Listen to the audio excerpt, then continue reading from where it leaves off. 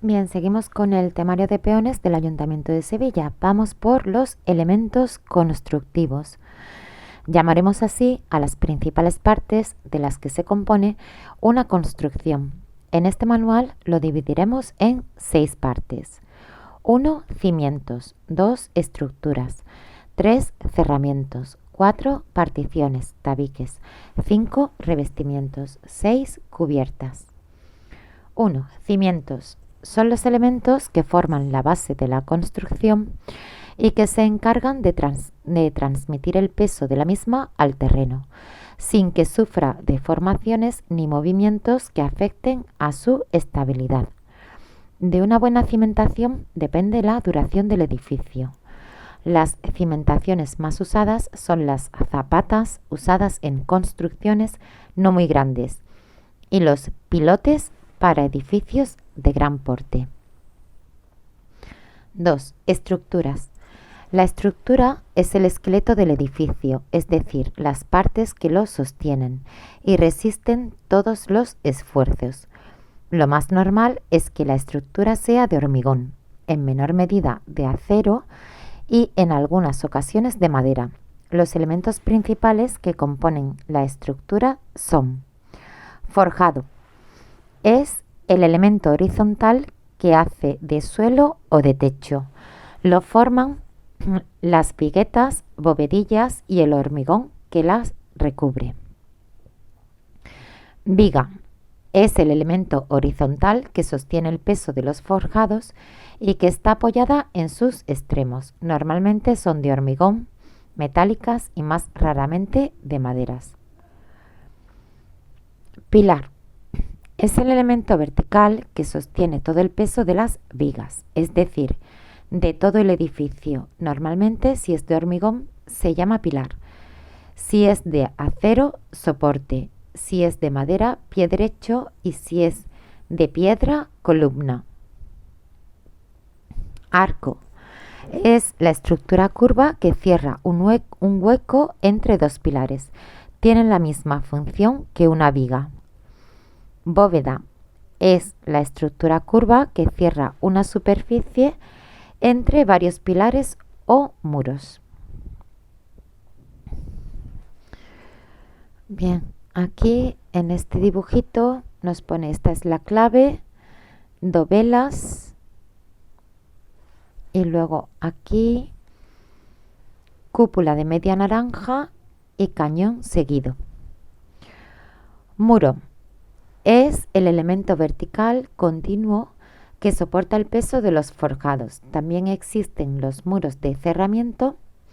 Normalmente son de fábrica de ladrillo, hormigón y bloques. La forma en que se disponen los ladrillos se denomina aparejo.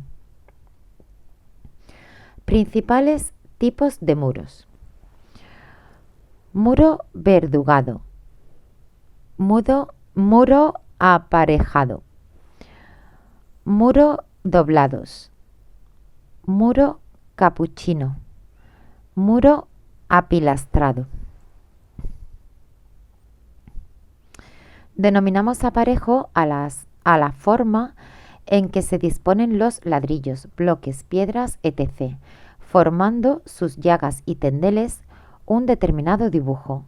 Los aparejos más utilizados en la construcción de muros son los siguientes: aparejo a sogas, aparejo a tizón o a la española, aparejo inglés.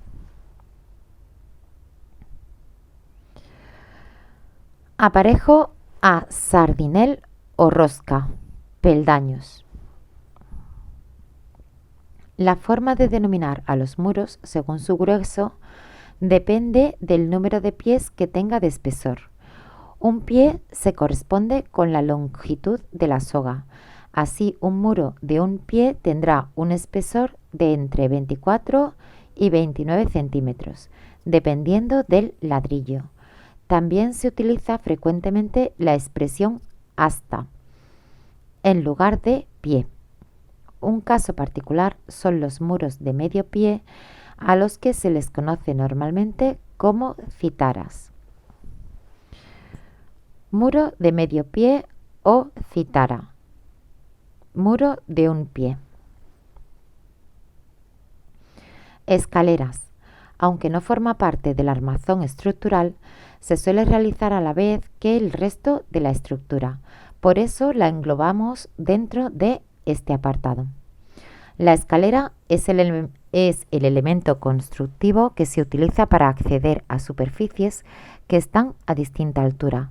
Las escaleras suelen ser de madera, ladrillo, hormigón o metálicas.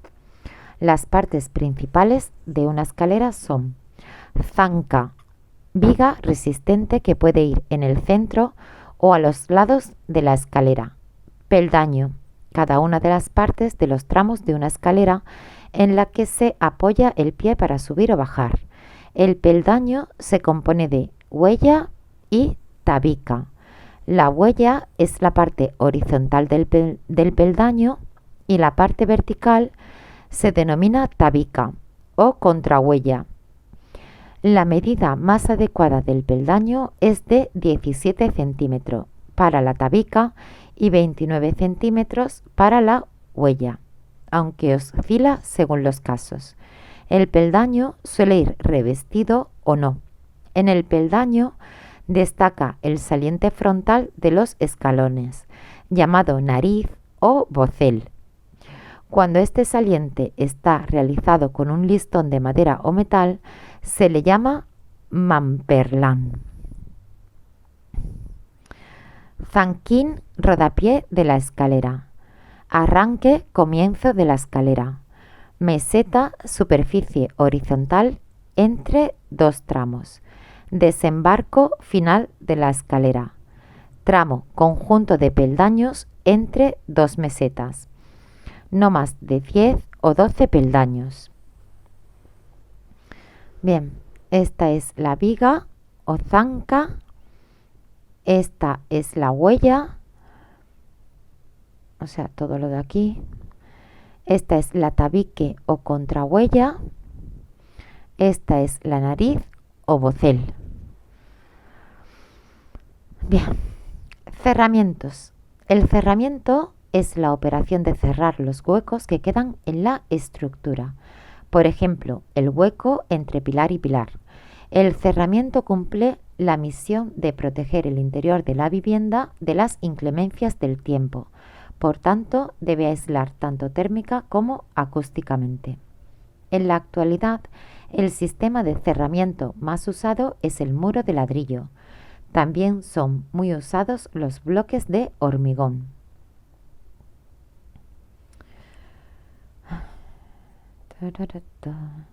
Tabiques.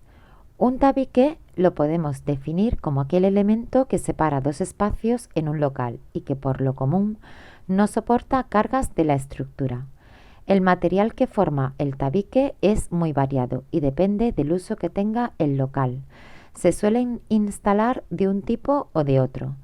Pueden ser de ladrillo cerámico, placas de yeso o escayola, de vidrio, de aluminio, de cartón yeso, etc., o combinando varios materiales. En la actualidad, los más utilizados son los de ladrillo y cartón yeso. El tabique debe ser rígido, resistente, aislante y ligero de peso. Tabiques de ladrillo. Es una pared divisoria de espesor variable construida con ladrillo generalmente hueco y ocasionalmente macizo, colocado generalmente a panderete y tomado con pasta de yeso o mortero de cemento. Bien, esto es un aparejo a panderete horizontal y vertical. Bien, este es el horizontal y este es el vertical. El tabique más normal usado en viviendas suele tener un espesor de 7 centímetros, 4 centímetros del ladrillo hueco simple más 1,5 centímetros por cada lado del revestimiento. En el baño y la cocina, que tienen que llevar conducciones de agua, se suele usar el tabicón, que no es más que un ladrillo hueco doble. Cuando los tabiques sobrepasan una cierta longitud, sobre 3,50 metros, deben ir arriostrados a otros elementos de la obra, como muros, pilares, etc. Bien. Normalmente un tabique no debe exceder de 5 o 6 metros de longitud, pero cuando en algún caso debe superar estas dimensiones, es necesario dar rigidez y resistencia al tabique ordinario. Esto se consigue doblándolo, es decir, adosándole otro tabique.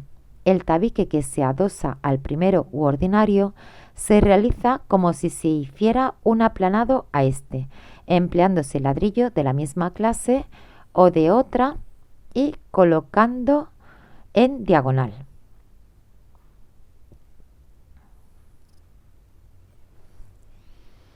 Bien, este es el tabique doblado.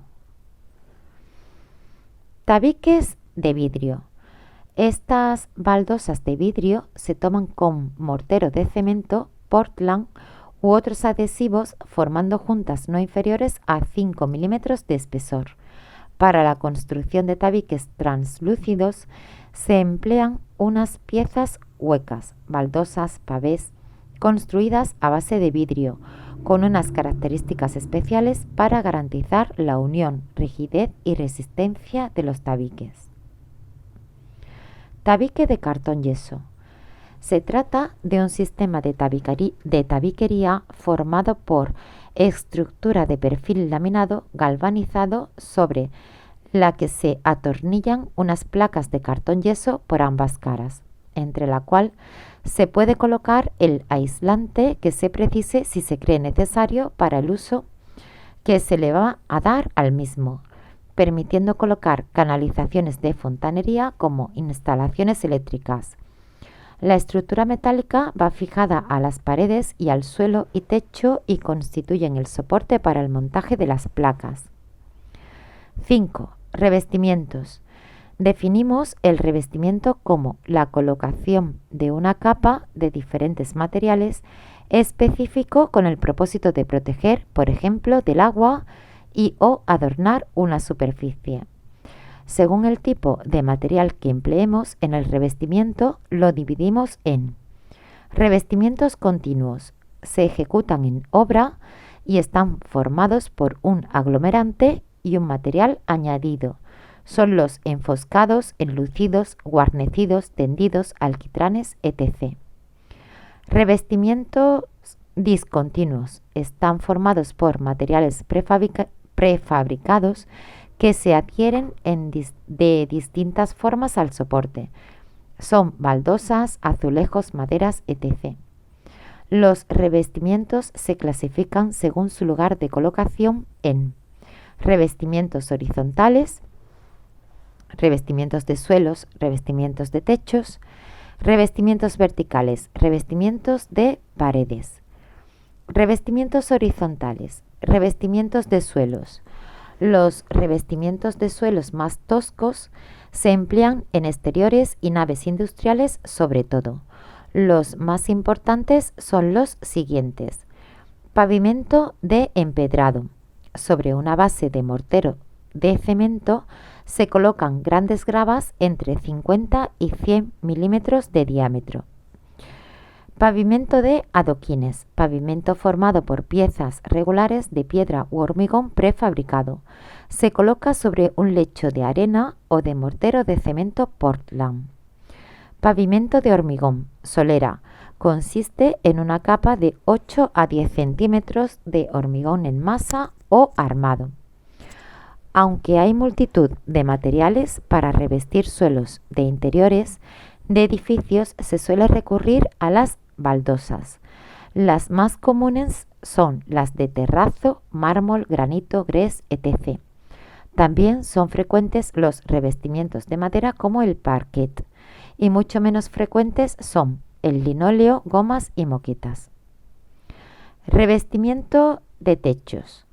Hay dos tipos principales de revestimientos de techos: los que se aplican directamente sobre el forjado, como morteros y pasta de yeso, y los que se suspenden de él, llamados falsos techos. Los falsos techos consisten en placas de escayola suspendidas del forjado a través de alambres, varillas o cañas que se anclan a las viguetas o bovedillas. Otra variante del falso techo consiste en placas de materiales ligeros apoyadas en perfiles en L y en T, que también se suspenden del techo. Es muy común en oficinas. Los falsos techos se utilizan normalmente en baños y cocinas y para ocultar las instalaciones que discurren por el forjado.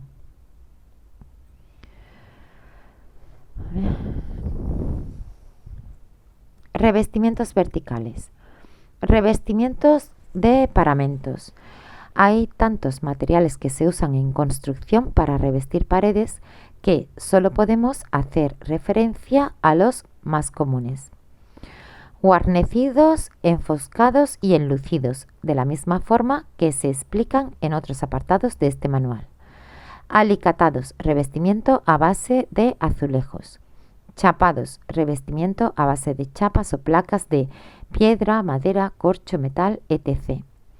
Tejidos y papel, revestimiento a base de textiles o moquetas o papel pintado.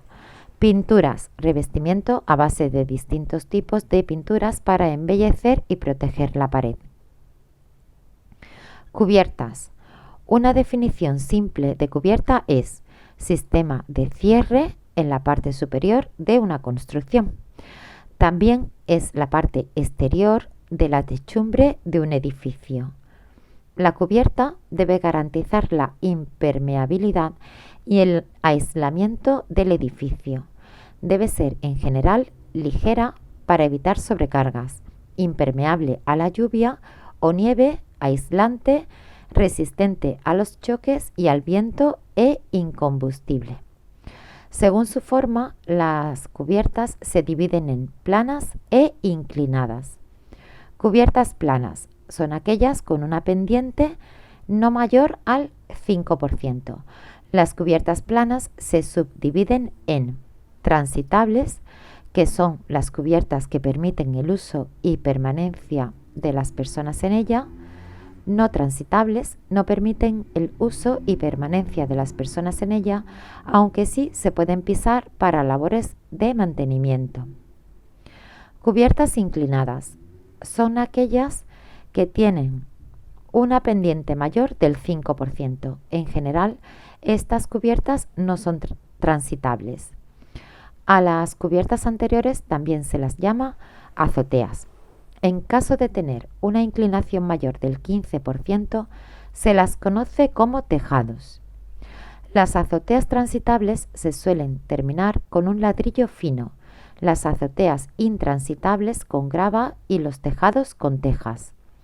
Esto es lo más común, pero en el mercado hay multitud de materiales para la construcción de cubiertas como pizarra, materiales metálicos, sintéticos, etc.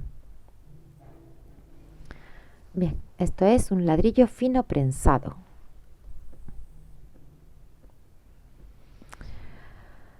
Bien, pues aquí lo dejamos. ¡Ánimo!